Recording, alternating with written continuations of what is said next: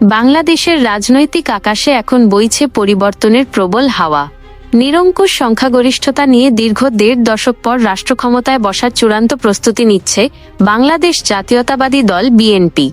বর্তমানে দলটির হাইকমান্ড থেকে শুরু করে তৃণমূল পর্যন্ত সবার মুখে একটাই প্রশ্ন, কাদের গাড়িতে উঠতে যাচ্ছে লাল সবুজ পতাকার সরকারি গাড়ি? গুলশান কার্যালয় ও নয়াপল্টনের নীতি নির্ধারণী মহলে এখন চলছে হেভিওয়েট নেতাদের নাম নিয়ে চুলচেরা বিশ্লেষণ।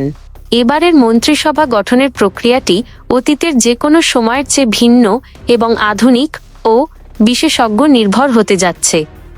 নতুন বাংলাদেশের প্রধানমন্ত্রী হিসেবে বিএনপির ভারপ্রাপ্ত চেয়ারম্যান তারেক রহমানের দায়িত্ব গ্রহণ এখন সময়ের ব্যাপার মাত্র।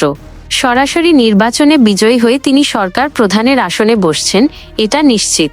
তবে প্রধানমন্ত্রীর পরেই সবচেয়ে গুরুত্বপূর্ণ হয়ে দাঁড়িয়েছে রাষ্ট্রপতি, স্পিকার এবং নবগঠিত উচ্চকক্ষের পদগুলো। যেহেতু গণভোটে জনগণের রায় বিএনপির পক্ষে গিয়েছে, তাই রাষ্ট্রপতির মতো মর্যাদাপূর্ণ পদের জন্য এমন কাউকে খোঁজা হচ্ছে যার গ্রহণযোগ্যতা সর্বজনীন।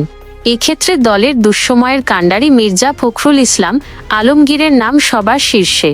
তবে ডক্টর মঈন খান এবং খন্দকার মোশাররফ হোসেনের মতো প্রবীণ রাজনীতিকদের নামও আলোচনায় রয়েছে। স্পিকার হিসেবে অভিজ্ঞ মঈনুল ইসলামের পাশাপাশি আইনি জটিলতা নিরসনে দক্ষ কাউকে ভাবা হচ্ছে। এবারের মন্ত্রিসভার মূল আকর্ষণ হতে যাচ্ছে অভিজ্ঞতা ও তারুণ্যের এক অভূতপূর্ব সংমিশ্রণ। দীর্ঘদিনের রাজপথের পরীক্ষিত নেতা মির্জা আব্বাস, আমির খসরু মাহমুদ চৌধুরী এবং গয়েশ্বরচন্দ্র রায়ের মতো ব্যক্তিত্বরা অত্যন্ত গুরুত্বপূর্ণ ও কৌশলগত মন্ত্রণালয়গুলোর পূর্ণ মন্ত্রীর দায়িত্ব পাচ্ছেন। বিশেষ করে অর্থনীতির চাকা সচল করতে আমির খসরু এবং ঢাকার অভ্যন্তরীণ আইন শৃঙ্খলা নিয়ন্ত্রণে মির্জা আব্বাসের অভিজ্ঞতাকে কাজে লাগানো হতে পারে। এছাড়া প্রবাস জীবন শেষে দেশে ফিরে জনপ্রিয়তার তুঙ্গে থাকা সালাউদ্দিন আহমেদ পেতে পারেন স্বরাষ্ট্র বা গুরুত্বপূর্ণ কোনো দপ্তরের দায়িত্ব। চিকিৎসকদের নেতা ডাক্তার AZM জাহিদ হোসেন এবং প্রবীণ ওসমান ফারুকও পূর্ণমন্ত্রী হিসেবে প্রায় নিশ্চিত। সবচেয়ে বড় চমক হতে পারে সাবেক স্বরাষ্ট্র প্রতিমন্ত্রী লুৎফুজ্জামান বাবরের প্রত্যাবর্তন। বিশেষ সূত্রে জানা গেছে, দলের ত্যাগী কর্মীদের আবেগের কথা মাথায় রেখে তার নামটিও গুরুত্বের সাথে বিবেচনা করা হচ্ছে। শুধু রাজনীতিক নয়, এবার রাষ্ট্র পরিচালনায় বিশেষজ্ঞদের প্রাধান্য দিচ্ছে বিএনপি।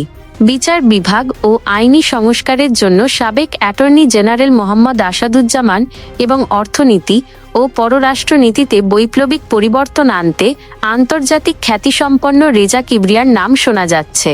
তরুণ ও মেধাবী আইনজীবী ব্যারিস্টার কায়সার কামাল এবং সিলেটের ক্লিন ইমেজের নেতা খন্দকার আব্দুল মুক্তাদিরও মন্ত্রিসভায় নতুন মুখ হিসাবে যুক্ত হতে পারেন। তারেক রহমান সবসময় তারুণ্য নির্ভর নেতৃত্বের কথা বলে এসেছেন। সেই পরিকল্পনার অংশ হিসেবে রাজপথের লড়াকু সৈনিক শহীদ উদ্দিন চৌধুরী অ্যানি মন্ত্রিসভায় বড় ভূমিকা পেতে যাচ্ছেন।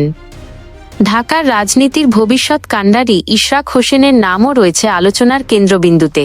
তবে তাকে হয়তো নগরপিতার দায়িত্ব দিয়ে ঢাকার চেহারা বদলে দেওয়ার গুরুভার দেওয়া হতে পারে।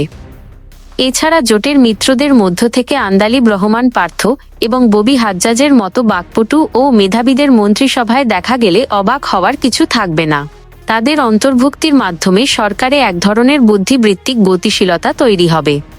এবারের সরকারের সবচেয়ে শক্তিশালী দিক হতে পারে টেকনোক্র্যাট কোটায় নিয়োগ। দলের প্রতি অবিচল নিষ্ঠা ও ত্যাগের প্রতীক রুহুল কবির রিজভীকে এই কোটায় পূর্ণ মন্ত্রীর মর্যাদা দিয়ে মূল্যায়ন করার জোর সম্ভাবনা রয়েছে।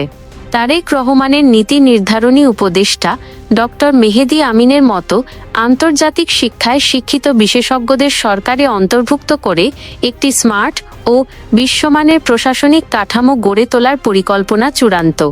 যুক্তরাজ্য ও যুক্তরাষ্ট্রে অবস্থানরত বাংলাদেশি বংশোদ্ভূত বিভিন্ন খাতের বিশেষজ্ঞদের পরামর্শক বা টেকনোক্র্যাট মন্ত্রী হিসাবে নিয়োগ দিয়ে বৈদেশিক বিনিয়োগ ও রেমিট্যান্স বৃদ্ধিতে বিশেষ জোর দেবে নতুন সরকার।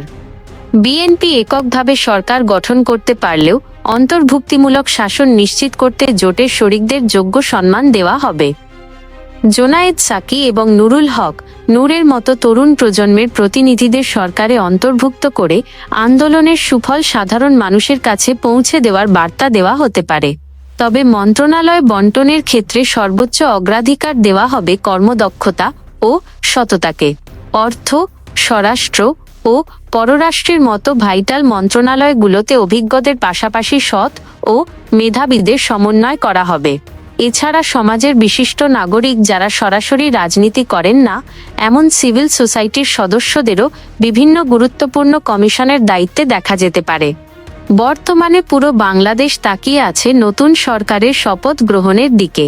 বিএনপি ইতোমধ্যেই অন্তর্বর্তী সরকারের কাছে নবনির্বাচিত সাংসদদের দ্রুত শপথের দাবি জানিয়েছে। আশা করা হচ্ছে আগামী কয়েকদিনের মধ্যেই বঙ্গভবনের দরবার হলে বর্ণাঢ্য অনুষ্ঠানের মাধ্যমে নতুন মন্ত্রিসভা শপথ নেবে। পরিবর্তিত এই রাজনৈতিক প্রেক্ষাপটে তারেক রহমানের নেতৃত্বাধীন সরকার জনগণের আকাঙ্ক্ষা পূরণ করতে পারবে কিনা সেটাই এখন দেখার বিষয়। আজকের ভিডিওটি ভালো লাগলে লাইক দিন এবং আপনার পছন্দের কোনো নেতার নাম মন্ত্রিসভায় দেখতে চান কিনা তা কমেন্টে জানান। পরবর্তী খবরের আপডেট পেতে আমাদের সাথেই থাকুন। আল্লাহ হাফেজ।